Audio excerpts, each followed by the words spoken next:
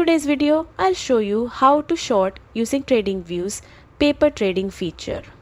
This is a great way to practice betting against the market with zero financial risk. To get started, open any chart on TradingView and head down to the bottom of your screen where you'll see the trading panel.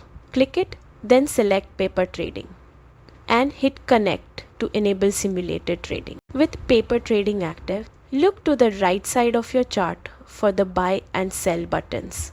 Clicking either one opens the order panel, which is where you'll place your short trade. Since we're focusing on shorting, switch to the sell tab. Here, choose the quantity you want to short and select your order type, whether it's a market order for instant execution or a limit order if you want a specific price. Once everything looks good, click sell to enter your short position. You'll notice it appears as a negative quantity in your positions list. To monitor your trade, check the positions panel at the bottom. It shows your real-time profit or loss as the market moves. When you're ready to exit the trade, simply click close.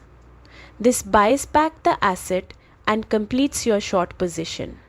And that's it, your full guide to shorting in TradingView paper trading. If you found this helpful, don't forget to like and subscribe for more simple trading tutorials.